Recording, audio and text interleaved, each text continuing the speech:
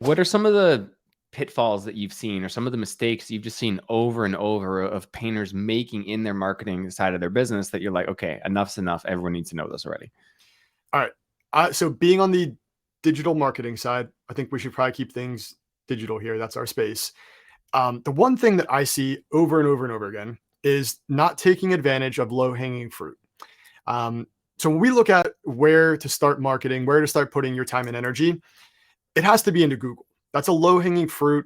It's where the buyer mindset, the buyer intent exists. Yes, there's social media, different buyer mindset, different seller mindset. We like Google because it takes very little effort to get you results over there. And in particular, there's a platform on there called Google Business Profiles, otherwise known as Google My Business. Google changed the name of that like a year ago. I would love to talk more about that. Welcome to the Painter Growth Podcast, where we help you scale your painting company in record time. Join us as we explore sales, marketing, hiring, finances, leadership, and more, everything that you need to know to scale and grow your painting business. I hope you enjoy and subscribe. What's up, everybody? Mike Hickman here, founder of paintergrowth.com. And today I am here with Austin Hauser, founder and CEO of Basecoat Marketing. As you guys know, Basecoat is the first coat that you put on a wall before you put your top coat. It's the foundation. It has to be there. Austin, what is up, man? What's going on, Mike? Thanks for having me here. Yeah, stoked to have you. Have gotten to know you, had the privilege of getting to know you over the last several months, being in our little mastermind together and chatting on many occasions. So you're a great guy. You have an awesome business, and you're kind of smart too. So you know a bit about marketing. How'd you get into the whole marketing game? Thanks, man. Hey, listen, I have a doorway I need to fit through later, so don't make my head too big. All right. So yeah, marketing. I've been marketing ever since college. I found my love for marketing back when I couldn't find a way to make money off a psychology degree. I found that psychology is just essentially marketing, but you make money off of it, right? So I really fell in love with marketing at an early age and have been doing it for well over 15 years. And recently, I would say within the last 5 to 10 years, that doesn't seem recent, but I found a big gap in the professional painting space. And we really kind of fell into this market. We were doing some marketing for a lot of the big guys back in, say, the early 2010s, before a lot of these guys had their own in-house marketing agencies. And we just found we were really good at generating results and decided to double down and focus on this industry in particular. Wicked. I love it. And what have you, since getting into the painting industry, like what have you found about it that's made you want to stick around with it? Like, what do you like about it? Yeah. So look, the painting industry, and I don't know that everybody fully understands this, is relatively unique amongst the home service industries out there. So if you think about things like plumbers, HVAC companies, electricians, a lot of those are emergency based home services, right? So your AC goes out, you're going to pick up the phone and give them a call and get somebody out to your house to fix that AC unit, especially if it's mid July like it is right now. Painting is what I consider a luxury home service. If you have the capability of getting up on a ladder and you can slap some paint on the walls, most people are going to try that on their own to start with until they realize that they don't know what they're doing. So it's a different form of marketing. It takes a different buyer mindset and a different seller mindset. And again, going back to the idea of psychology, that's what really made me interested in this space. Wicked. I want to push back just a little bit on that. Early pushback. Wow, 2 minute in pushback. Painting Good. is a luxury service, but I also think that and believe that painting is the cheapest form of renovation that you can do. So Absolutely. in a slow economy or a recession, I think that if someone really wants to renovate, instead of like renovating their kitchen, they might paint their kitchen or paint their bedrooms or something. You can completely transform a space at a fraction of the cost. Couldn't agree more. And that's why we love selling cabinet painters. It is a service that is a fraction of the cost. And especially, look, during the pandemic, I cannot tell you how many guys that we had come to us and say, we have gone from being a remodeling company to a painting company because it's easier to sell, right? And if you're sitting in your house all winter long looking at your kitchen, the first thing you're going to do here in the States when you get your refund check from the government is call up a painter to come repaint your cabinets. It's a great service. Wicked. So In the time that you've been running your marketing company and working with painters, what are some of the pitfalls that you've seen or some of the mistakes you've just seen over and over of painters making in their marketing side of their business that you're like, okay, enough's enough. Everyone needs to know this already. All right. So being on the digital marketing side, I think we should probably keep things digital here. That's our space. The one thing that I see over and over and over again is not taking advantage of low hanging fruit. Um, so when we look at where to start marketing, where to start putting your time and energy, it has to be into Google. That's a low hanging fruit. It's where the buyer mindset, the buyer intent exists. Yes, there's social media, different buyer mindset, different seller mindset. We like Google because it takes very little effort to get you results over there. And in particular, there's a platform on there called Google Business Profiles, otherwise known as Google My Business. Google changed the name of that like a year ago. I would love to talk more about that. Google My Business. I love Google My Business. This is for those that don't know. This is where you get your reviews. This is where people can find you on maps. This is what makes people decide if you're a real business or not. Yeah. And Google prioritizes those profiles over your website. So you want to talk about priority other than ads, which a lot of people, especially here down in the States, are being priced out of. That Google business profile is your best friend and it's free. I don't know if I mentioned if it's free. Yeah, I mean, right now I'm looking for a stucco repair company in my area because we have some stucco that we need repairs on. That's why I'm in the market for a stucco repair, right? Otherwise, I wouldn't need stucco repair. Yeah. And so I'm googling different companies, and I'm getting faceless companies. I'm getting some people with no Google Map profile, and it's like I'm finding it very hard to want to trust anyone that I can't find any information about other than their website. You said a word there that I want to hammer down on, and that's trust. Google is really putting a lot of authority towards online reputation these days.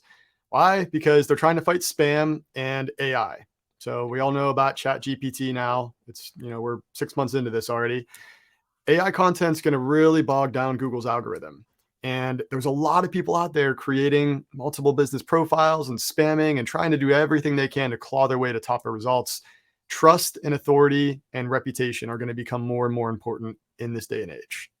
Yep, 100%. I could not agree more. So what should you maybe think about, or what should you be doing with your Google business profile to make it trustworthy, authoritative, and to make people, believe in your reputation? Yeah. So, I mean, other than just going and creating it, number one, I can't tell you how many guys come to us and they're like, we've been around for 5 years. We have one review on our business profile, though. It's like, And we haven't claimed it. yeah, right. It's you can't buy a reputation online these days. Like, I mean, I'm sure you can go out there and find somebody to post some reviews, but Google's really getting good at their algorithm and filtering those now. That's business.google.com. Correct. Yep. Okay. Just so we know how to get there, set it up, claim your space. Yeah. Okay. And we have a whole SOP on how to go about creating this on our site as well. If you guys go to basecoatmarketing.com/GBP for Google Business Profile, we have a whole SOP on that. But yeah, no, I mean, really, it's just getting started. Go out there, claim that profile, get that going. There are several technicalities as far as the setup goes that we recommend, and we can definitely dive into that. But the first thing is just going and claiming that profile. Number two is getting customers to leave you a review. And Mike, I would love to hear your strategy behind this because we have a strategy on our end that we train our clients on what to do to get more reviews on that profile. But I'd be interested to hear what you guys have to do. Yeah, reviews are super important. I want to ask you yours first, and then I'll tell you mine. You show me yours, and then I'll show you mine. That's fair. All right. So we really train our clients to get a review on every single job that they feel like they've done a good job. Right. So like there's always going to be that 2% of crazy out there that no matter how great of a job you've done, they're still going to find something to nitpick. But if you feel like you've done a good job for Sally Lou, go ask her for that review before you leave that job site. Now, here's the key. You do it before you leave. What we'd like to do is most of our guys do a final walkthrough, whether that's the owner or a project manager, whatever. Before you do that final walkthrough, the customer should be at their house, right? Go talk to Sally. Say, hey, Sally, we're about ready to wrap up here in about 5-10 minutes. If you wouldn't mind taking 5 minutes out of your day to leave us a review online, It's what helps us put food on our table. And you have to explain. Here's the important part. You're explaining why that review is important. It's what gets our phone ringing. It's what gets us more business through the door. You felt like we've done a good job today. Would you mind taking 5 minutes out of your day? I can text you a link right now on your phone. All you have to do is click on that link and leave us a review. If you show me that review before we leave, I'll be happy to discount your invoice by $20, $50, whatever you feel like that review is worth for taking the time out of your day. Make sure you say for taking the time out of your day. We're not incentivizing the review. We're incentivizing their time. It's a very important distinction in the terms of Google. The key here is that you're capturing that review before you walk away. Because as we all know, as soon as you walk out that door, the chances of you capturing that review drop significantly. Unless you have some sort of third-party program that's hammering them, even then, it's going to drop. Even then, you go from a 80% collection rate to a 10% collection rate. Right, exactly. So every single job, ask for that review. Super important. Yeah, very similar to what we recommend. Who would have thought? There are best practices. So what we teach and what we recommend is, again, every single job that you feel like you did a really good job and you're proud of, we shorten the cycle a little bit. And I know there's some compliance issues around paying for the review, but what we just recommend is when you're collecting the check or processing the payment, you're writing up the invoice, you have it on your iPad or your phone, or you're just writing it up for them to do a check. Say, did we do a good job? Do you feel like, you'd recommend us to a friend? Okay, well, what I want to do is offer you $50 off, or $20 off is probably even enough if you would give us a Google review right now. And you don't have to say you have to give us a 5-star review, but if you could write us a Google review right now with a short comment about how we did, I'll be happy to give you $20 off the job right now. And you will be surprised. Virtually every single person will do that, and they will typically, especially if you're standing right there, give you a 5 out of 5. Exactly. It's so critical. And again, you can't buy a reputation online. That is what everybody else is going to see. So when you talk about trust, when you go on Google and you search for a painter, who are you going to rather call? Somebody that has, 300 5-star reviews, or somebody at the bottom of page 5 with one star review? That is a very extreme example, but I think you get the point. It's a trust factor, and that's why Google uses it to rank profiles as well. Yeah, 100%. So how many Google reviews do you think is necessary, or is that the wrong question? That is the wrong question. So I love this question though, because we get it all the time. Like, how many reviews do I need? It is a relative score. It's a relative number. So if you are in, I always like saying the backwoods sticks of Louisiana, because there's some towns out there that maybe have 30,000 people. Your competition is going to be very slim, where you may have a guy with 5 reviews and another guy with 10, and then another guy with maybe 20. You maybe have to get 5 to 10 reviews to start showing up in the map pack. For those of you who don't know, the map pack is the top 3 rankings on Google search results. It's the ones that display by default when you do things like searching for painter near me, right? So if you're in Manhattan, that is going to take a while to start showing up in that map pack, because you're up against guys who have several hundred reviews, maybe even thousands in some cases. And have been in business since the internet was created. Yeah. And there are a ton of ranking factors on that profile. The 2 biggest ranking factors are going to be reputation. So how many reviews you have, the cadence of those reviews, which I definitely want to touch on, and then the proximity. So how close you are to the company that you're searching for. And I can definitely dive into that point as well, with addresses or no address and all that kind of stuff. Okay. Yeah, those are all really important points, and I'm excited to learn a little bit more about those. So the first one is about just the number of reviews, because sometimes I've searched for a business, and like, say I search restaurants in my area, and a business with like much fewer reviews will show up over top of a business with way more reviews. Yeah. So why is that? So it's not just a number of reviews game. It's not the number. That's how often you're getting reviews as well. So Google rewards activity, and they actually do this on a quarterly basis. And this is something that they do not only for your business profile, but also for local services ads. I know we talked about that before, Mike. But each quarter, Google will kind of reevaluate where you fall into their algorithm. So it's important to understand that they follow a 12-month calendar year. So we just started a new quarter back in July. It's going to be another one coming up here in a few months. During that quarter, if you get more reviews than your next closest competitor, you have an immediate advantage over them. So it's measured quarterly.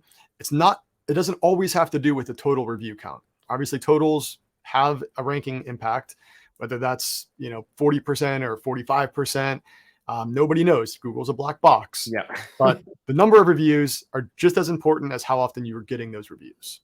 So I know, so reviews are obviously, yeah, really important. The consistency and how often you do getting that, and that, what did you call it? The cadence? Cadence. So how often you're getting those reviews. Okay. So if you're getting a review every 3 days, that's going to be better than someone who gets 5 reviews at a time once a month. Yeah. Even if So they it's, can no, so let me back that up. So again, it's measured quarterly. So, and Okay. we know this because we literally just got off the phone with our Google rep, and they confirmed that quarterly ranking impacts have that's how they weight that, or that's how they actually go Okay. about measuring all that. So the bottom line is, each quarter, if you get more reviews than your next closest competitor, you have a slight advantage over them. So we recommend our clients just get reviews every single job, or at least we have them aim for 1 a week. So roughly 4 a month. If you can get 50 plus reviews a year, that's going to be more than your competition's probably pulling it. Okay. Wicked. So the number of them and the frequency in which you're getting them are both important. So I've noticed, this is a question that I'm personally curious about. On your Google profile, you have a place where you can post pictures, you can add statuses, you can post articles, you can update your hours. Is there anything in doing a consistent job in adding pictures or adding updates or posts or deals to your Google profile that will help with your ranking? Yeah, you're really pitching me some softballs here. So yes, those images have play a big role, and that's actually something that we manage for our clients, and we request from our clients every single month is provide us with more videos and images. Those images, we drop them directly on that profile. Again, it's usually just a monthly drop. It doesn't matter weekly over monthly. It's usually measured quarterly. But the more images you have on that profile, the better. The more reviews that include images, the better. So a review that has an image and actually mentions the service that you've done will hold more weight. And we have actually seen in Google search results recently, within the last 2 or 3 months, they're actually testing something called services based on reputation. And it's basically a way for you to find interior house painters based on reviews that include the word interior house painting. That used to never be a ranking factor, but it's something Google's testing. We expect them to roll that out at some point in the future. So if you were talking to a customer in particular and you were doing the $20 thing, if you said, if you wouldn't mind in the comment, just write something about specifically interior house painting. Do you think coaching your clients like that on writing the specific service would be beneficial to your Google ranking? I think so. Again, it's something that we have seen. We actually have a recording of it on our Facebook group detailing exactly what this looks like. We've only seen it on mobile so far, but they are literally picking up and bolding the terms in reviews and offering that up as a way to shop for services. So I would recommend doing it. It may not be a ranking factor today. It may not be something Google's leveraging today, but if they're testing it, there's probably a reason why. Well, I know one thing that I've seen, and the internet is crazy and Google is crazy, right? But like if I search for something, like I search something long chain on Google, which means a whole phrase. If I search a whole phrase on Google, like, how do I fix my carburetor on my blah, blah, blah. And then I go and I find a search, one of the top links, and I click on it, it will actually highlight that text in the article. Yep. So Google will pull not only the text from the article, but it will go full circle and highlight it for me. So is that kind of the same kind of concept as the words in the Google review? Very similar concept, except it's displayed directly in Google search. It's something that's pulling directly from your business profile. So yeah, it's just another widget. It's another method of Google pushing your website further and further down the search results. Now, your website's obviously still very important. It does prop up that business profile. So those that have a well-ranking website should expect that to be a ranking factor for their profile. So it's not something you want to disregard your website altogether, as they are all intertwined. Okay. What would you, maybe this is another lob, whatever you called it. Softball. Softball. There you go. I'm not a baseball guy. If you, can you run a business without a website, just with a Google page? I would rather you come to us with a business profile that's well optimized than a website that's super bloated, full of content, trying to optimize it for search engines. If you have both, great. Bloated websites have their own caveat. But at the end of the day, that business profile is what gives us the fuel and ammunition that we need to really ignite our marketing efforts. Because again, you cannot buy that reputation. So no matter how much money you come to us with, if you had $1 million and you're like, hey, I need 100 5-star reviews on that profile tomorrow, like, okay, well, go find some jobs to pick up in your local market and get those reviews. You can't buy it directly. You could go door to door and give each homeowner $100 to give you a review. Yeah, exactly. Yeah. Yep. You can do that. Yeah, probably not ethical. It's not a recommendation coming from me. Okay, so when it comes to your, we're going to stick on this, and let's look at the top 3. Map pack is what you call. Someone searches painter in my area, best painter in my area, painter contractor near me. They get shown up in those top 3s. Top 3. Other than Google reviews, what are some of the other things that people can do to try to aspire to be in one of those top 3? Yeah. So we're looking at things like using a local phone number, super important. There's call tracking numbers out there. Google actually, if you have their call tracking feature enabled, it'll give you a report as to how many people called you from that profile each day, each week, each month. It may replace that number automatically with a non-local number. But having a local number there builds up the trust and authority factor with Google. Again, it's an algorithm. So if you move from New York to California, or you're running your painting business in California, you should have a California phone number. Ideally, it's not. Look, this is not a ranking factor per se directly, but it is something that helps build up trust and authority within Google's algorithm, and also those that are actually looking at your profile. So if they see a bunch of, let's say, 910 numbers, which are where we're located at, and then you have a 717 number, they're more likely to call a local number just because they trust in it, and it's something that they really look for, right? Subconsciously. 717 is Harrisburg, Pennsylvania. How'd you know? Yeah, that's where I used to live. Because my old boss used to be from Harrisburg, and I had a 717 number. Hershey, yeah. Yep. Yeah. So listing out your services. There's primary categories, there's secondary categories. Don't overdo this. A lot of people put a ton of time and energy like listing out every single service they offer, like interior painting, exterior painting. Sure, do that, but don't get crazy with it. You don't have to use different semantic words and play a game with that. Just painter, list out your big services you want to rank for. That you don't need to get crazy with that. How about the updating your hours on holidays? Is that do you think that's a minutia thing that can help with your ranking? It is. And for this reason alone, if you are using Google's call tracking, they will monitor whether you're picking up the phone on the other end. Pickup rate for that phone is actually a ranking factor. It goes into Google local services ads as well. It's something that if you're running LSAs on Google, which are tied into your business profile, so that reputation directly impacts how well those ads perform. If you're not answering your phone, that impacts your overall rating. So by you listing your hours and making sure that if somebody were to reach out to you, that they're not going to reach out to you when you're not available. That's really what you're trying to go about doing there. And that's why it's a ranking factor. So yeah, picking up your phone. That's so funny that they can actually track that, right? Like how often do you pick up your phone? Because I mean, to be a good contractor, you do have to pick up your phone. And if you can't pick up your phone, get someone to pick up your phone for you. Yeah. Because like, you don't want to call, you don't want to deal with a contractor who doesn't pick up their phone the first time. They're going to go down the list and you're going to lose out on work and lose out on bids. Exactly. And Google knows all this. They're pretty smart. They're pretty smart. They know a thing or two about a thing or two. Yeah, that's right. All right. So that brings me to the next thing that I would love to chat about for a little bit is those 3 wonderful letters, LSA. Yeah. Local service ads. This is a new thing from Google. For people who don't know, this is basically Google's answer to Angie's List. Yep. So, all right. LSAs are fantastic, but I think they're being oversold.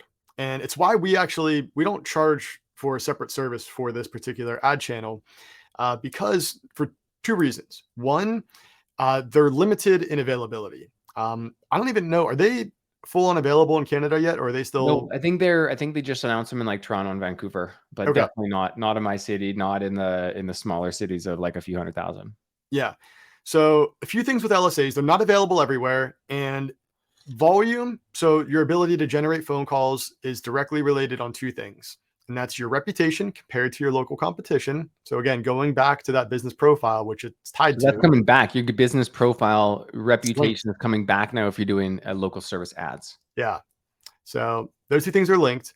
And then ultimately, you're ranking locally, and pickup rate is a big thing there because again, they record those calls. And there was something. The number of competitors in your market. So what really dictates whether or not something's going to be available there is how many competitors you have. So let's say that there's two guys in your local market that want to advertise. They're not showing up on that local search results. But if you are the third competitor, they're going to show up. You're going to show up for every single painting related term in your area. And it's because Google requires three competitors to advertise in that area for those to start showing up.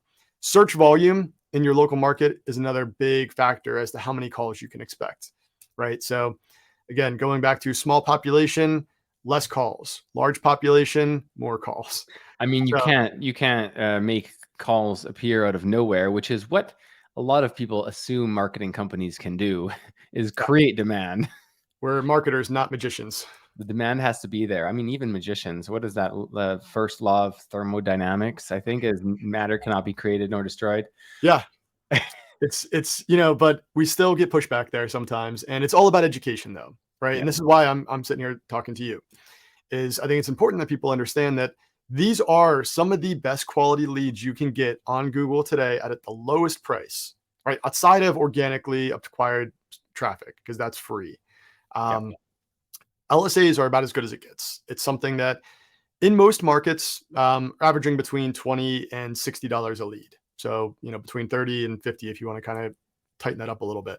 And these are That's vetted leads. And Google, correct me if I'm wrong, but like if you get on the phone with someone and you don't provide the service or it doesn't turn into an estimate, like they're recording the calls and you're getting refunds for the ones that don't turn into estimates. So this is an important point that I want to make very clear. You don't get that money back on your card. They're still going to charge you for that call. And I think this is very similar to a lot of those shared lead sites out there. They give you a credit. So if you go and dispute that lead, you're going to get a credit for the next call. What's important is that you dispute those leads as often as possible. You have to approve the ones that were credible, and you answer the phone. So the approval process, you would think that, oh, I'll just go answer the phone, get him on my calendar, and that's all I need to do. No, there's a whole back end system where you actually say that's a credible lead, that's approved, that's booked. And the reason that's important is it's a feedback loop for Google's algorithm. So if you're not actually marking those as approved and you're not disputing the unqualified leads, you're going to be charged for leads you shouldn't be charged for. And Google's not going to know whether to feed you more of the good leads. It's going to take some So, management on your end, yeah, on the contractor's end. correct. It's not a simple turn it on and forget about it. There is some back end things you have to do. Roughly average about 5 minutes per call in the disputes, and then a couple minutes to approve a lead.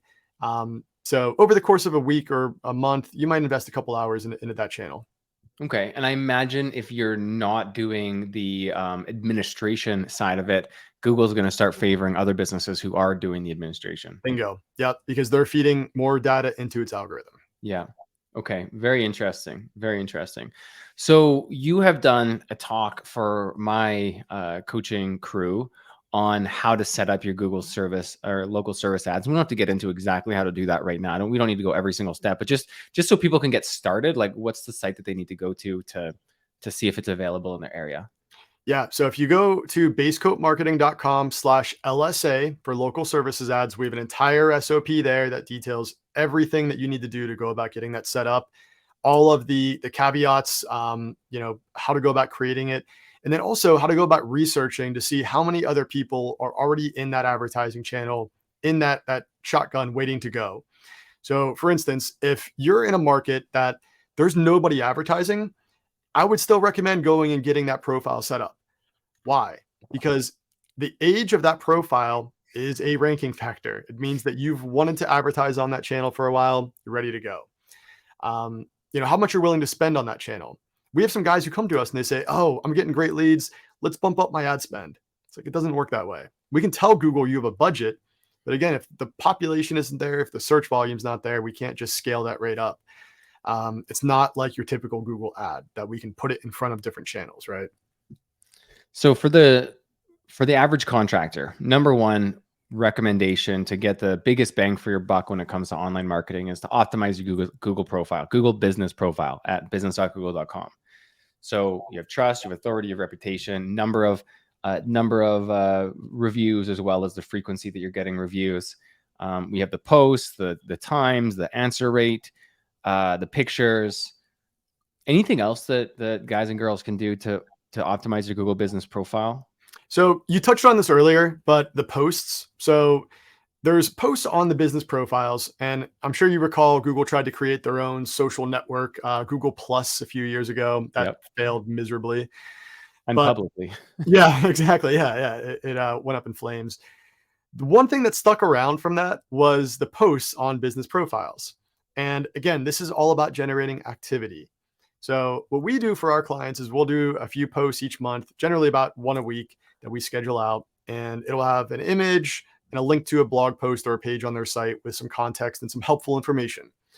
So those posts are not going to be a direct ranking factor, but again, it's activity. There's a few different types of posts. You can do like a learn more, which again is just a link that you can put to a website or something. You can do promo posts where you actually have like an offer to extend. It's like Those are 15% great. off all interior painting Yeah. jobs. So if you have an offer, go throw it on there. And then you can also do things like event posts. So if you have a new promo coming up next month, maybe do an event for it, or like a 4th of July promo or something, right? The important thing to understand though is those posts fall off.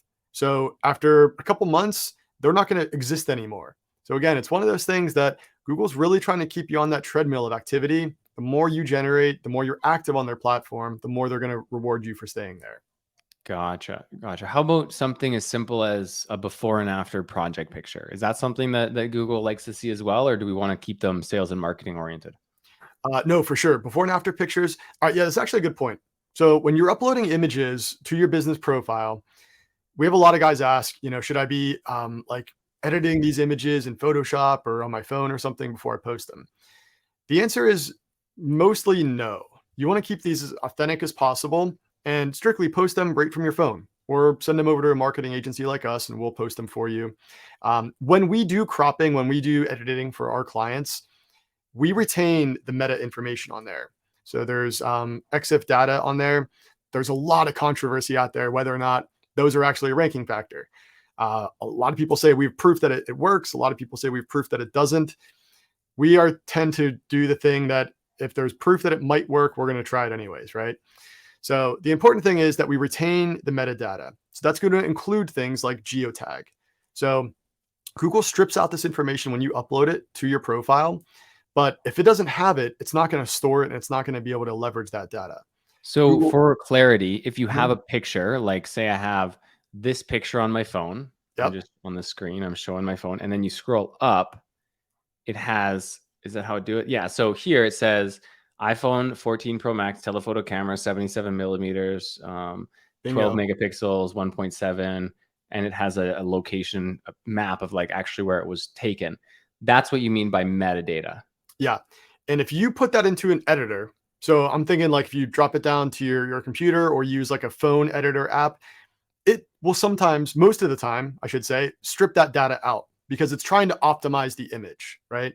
Mhm. And then you lose that data, you lose that signal that you're no longer sending to Google.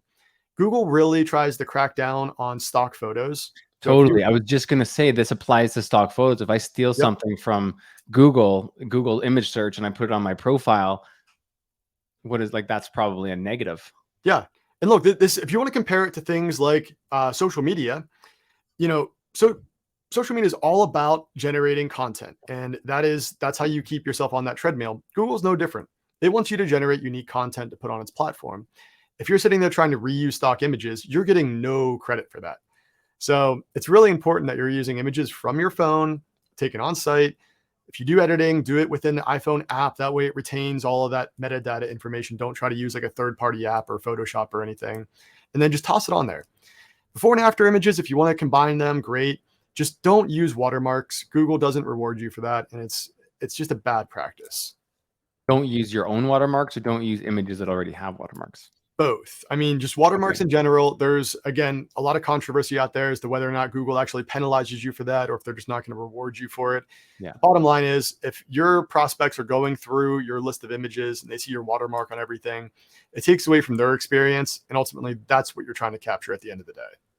Interesting. And by watermark, you mean like throwing your logo on top of your Yeah. image in the bottom corner or something like that? And look, we have some guys who come to us and they're like, well, we do that because our competitor stole all of our images and used them. And it's like, all right, well, that's going to happen. That's called competition in the world of business. It's shitty, but it's Especially going in to the happen. online business, people are going to steal everything. Yeah, exactly.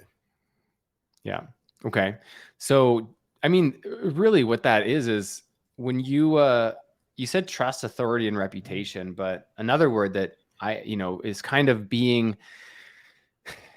danced around, but not necessarily said is authenticity, Yep. right? Google wants to reward authenticity in business. And I guess that's how they crack down on spam.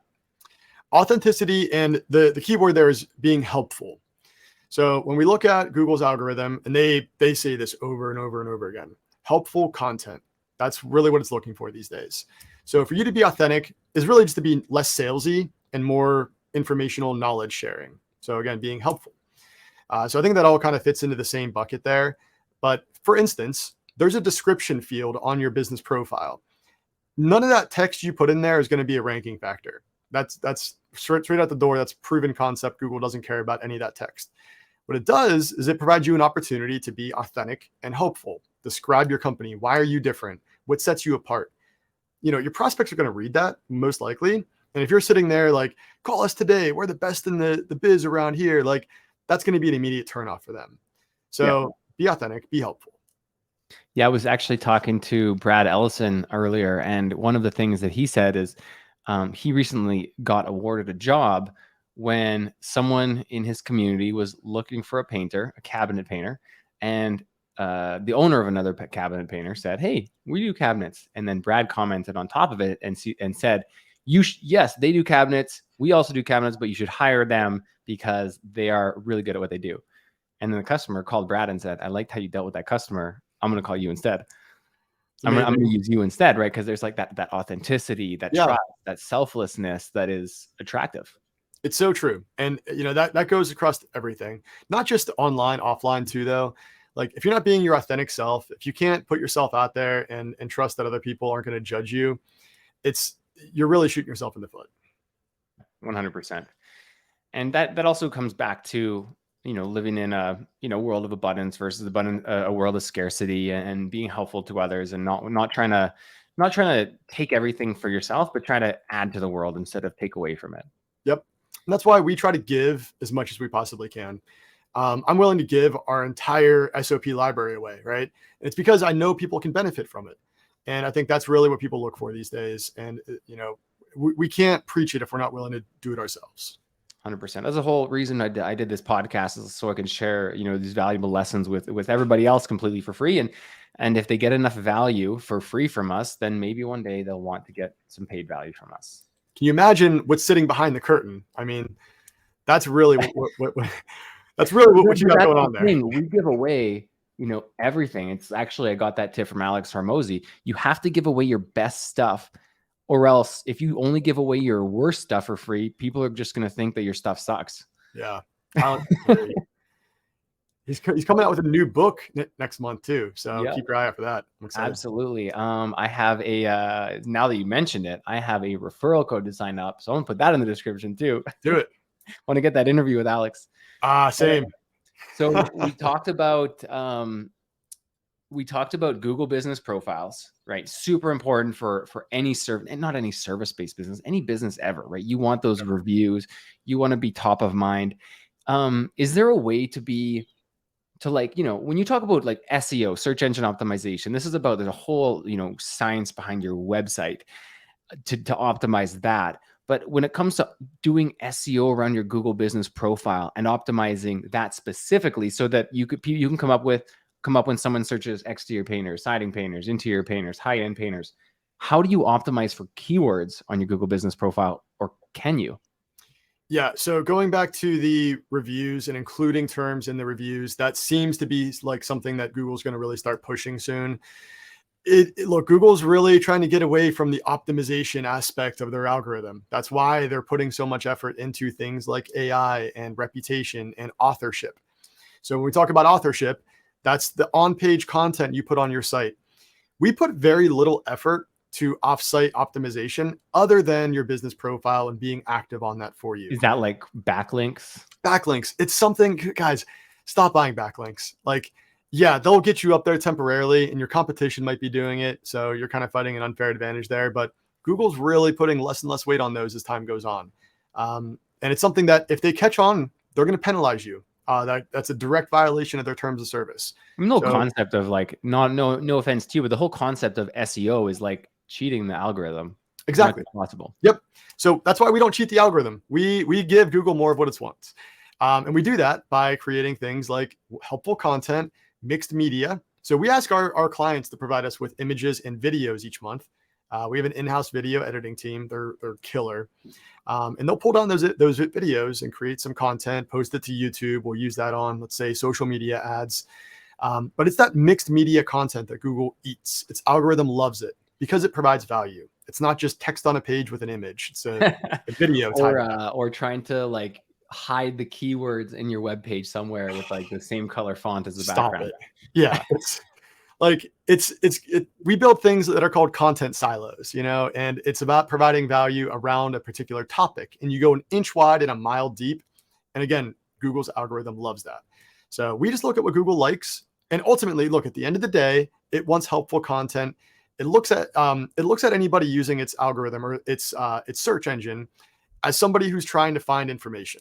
And the faster they can deliver that information to that customer, the better it's going to be for Google, and the better it's going to be for the customer, because it takes less resources off of Google's server. And then at the end of the day, it delivers the answer they're looking for faster. Do you think Google can tell the difference between like AI generated content, like a chat GPT article versus a human written article? If you asked me that 4 or 5 months ago, I would have said, yeah. Now it's becoming less and less likely. Is it because there's more content, or is it because the AI is better? The latter. The AI is getting good, and it's exponentially good. This is going back to like the early days when the silicon chips were, adding more and more bandwidth every single month, and you could predict that out, right? Similar to AI right now. That's Moore's law. Yep, Moore's law. It's getting very, very easy to predict where we're going to be at in a few months. The bottom line is Google can still probably detect with a high degree of accuracy AI content. And anytime you develop content, it has to be helpful.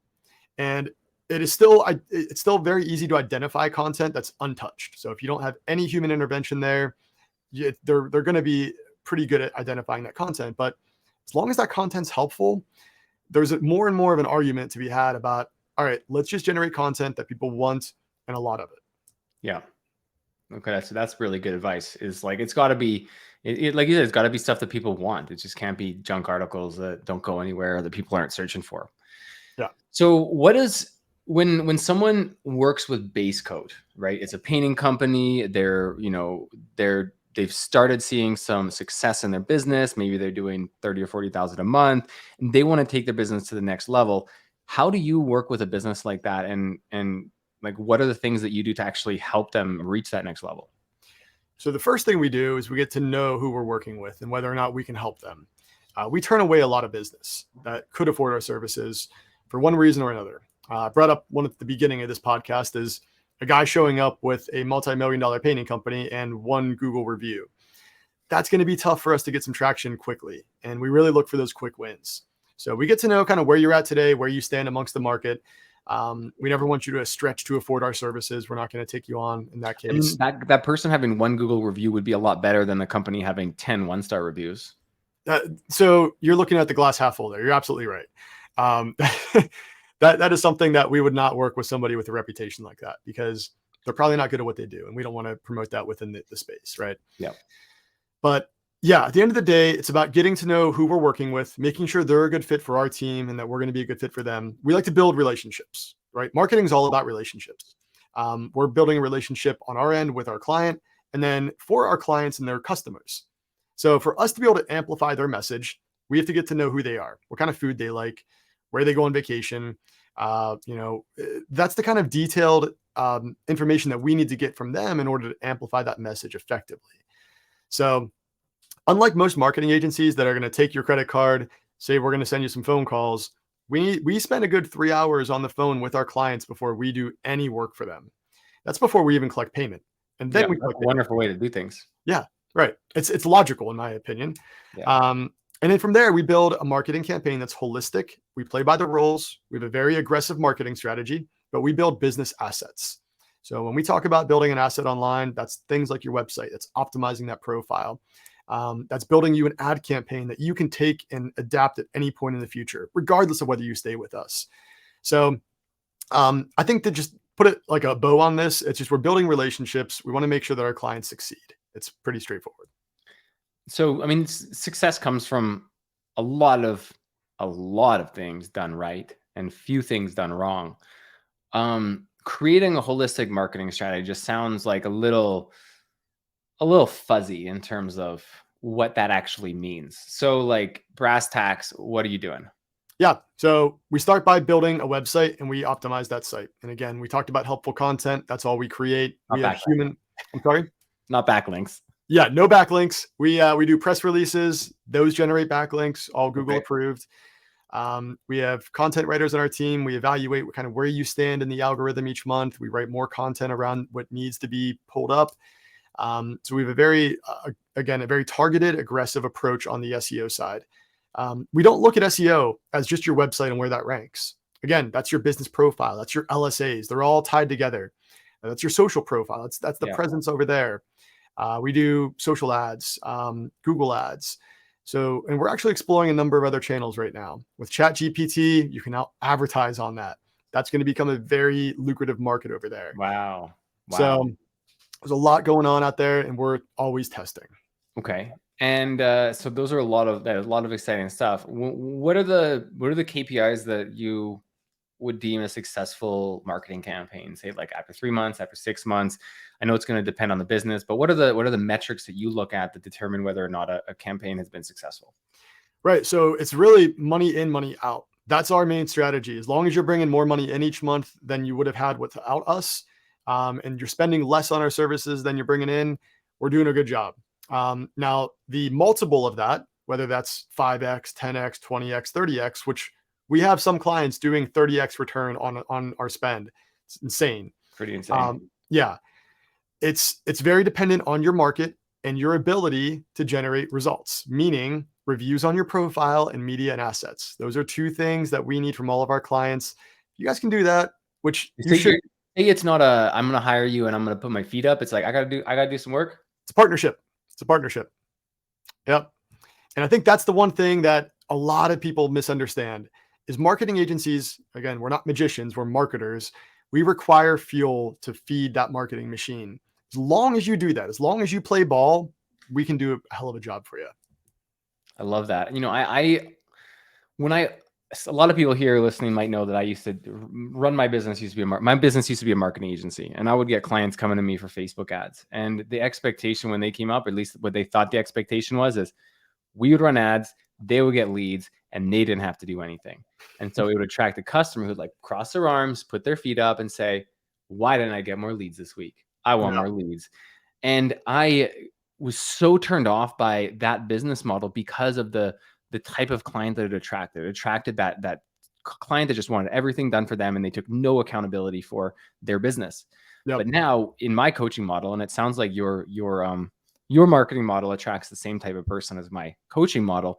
It's how can we do this together? How can we build this business together? I'm going to help you. You're going to help me. We're going to work together and we're going to figure this out. If something doesn't work, it's nobody's fault, but we'll fix it for next time. Yeah, totally. And look, you're absolutely correct though. It's all about customer education. So when we talk to somebody on the phone, if they have that expectation that they're going to put their feet up on the table and answer the phone, we're going to flat out tell them, I'm sorry, we are not a good fit for you today. I mean, I cannot tell you how many phone calls we turn away because of that expectation. Yeah, There's very pinpointed persona, right? Yeah, exactly. We've asked very pinpointed questions to get to that mindset. And we don't always get it right, but I would say 9 times out of 10, we turn away the right people. That's wicked.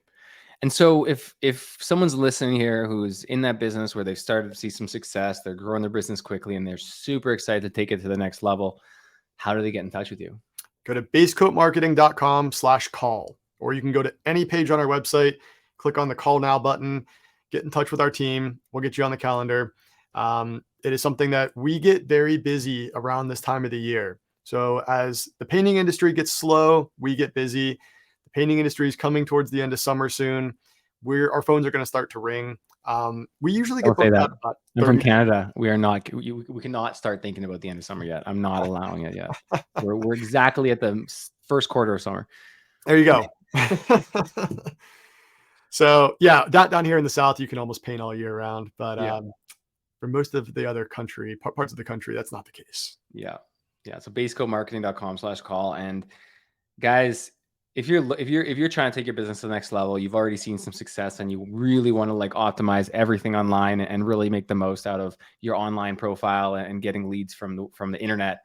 The internet can be a big scary place, but Austin at Basecoat Marketing, he's got the solution, and I would trust him with my grandmother's painting company if she Thanks, had buddy. one. Yeah. That is a vote of confidence. Right on, man. Well, I wouldn't have anyone on who I wouldn't trust here. And so yeah, dude, it was really eye-opening. I took a whole page of notes. I'm going to be reporting a lot of these things back to my clients as well. Awesome. And I hope everyone else took notes as well. If you're on the tools, off the tools, if you're painting and listening to this, thank you for tuning in. Appreciate you. And thank you, Thanks, Austin. Mike. Cheers. Take care, man. Thanks for listening to the Painter Growth Podcast. If you want to grow your painting business, go to www.paintergrowth.com or click on the top link in the description. Talk soon.